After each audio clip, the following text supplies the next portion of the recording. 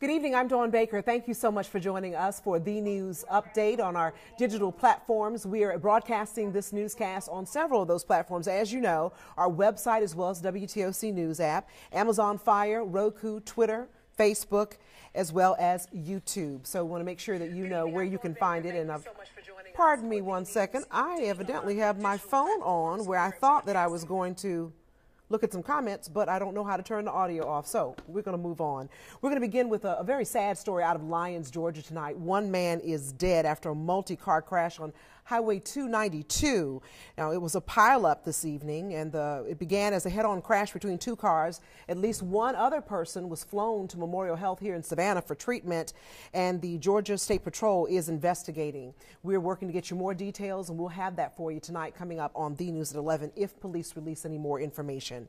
Moving to Glenn County now, they're looking for a shooting suspect, 28-year-old Christopher Lee. The victim in that case is in critical condition tonight, and Lee is, as you can imagine, considered armed and dangerous. Police have issued a warrant for him, charging him with 1 count of aggravated assault and 1 count of possession of a firearm by a convicted felon. If you know anything about where Lee is, call the Criminal Investigations Unit or Silent Witness line. We have both of those numbers for you on WTOC.com. We're also continuing to follow the coverage of that train derailment in Garden City that happened near Groves High School on last night. 2 train cars are still turned over on the side, and they spilled the cars out everywhere. CSX still doesn't know what happened, what caused the derailment. They are certainly investigating, though. Armanda LeBreau brings us the very latest on that case.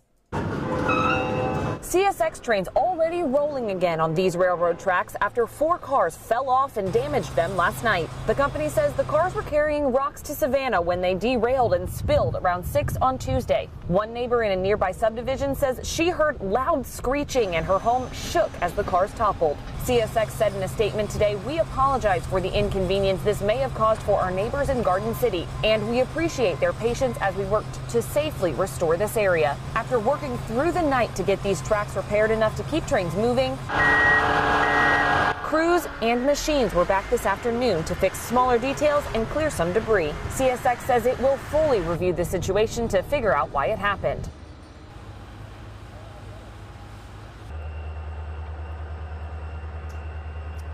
Well, CSX did not mention in their statement when or how they'll be able to, when they're going to move those cars. We'll, of course, let you know when that happens, though. Sean Evans is right now digging deeper into that shocker coming out of Virginia College today, where they announced that the school will be closing soon.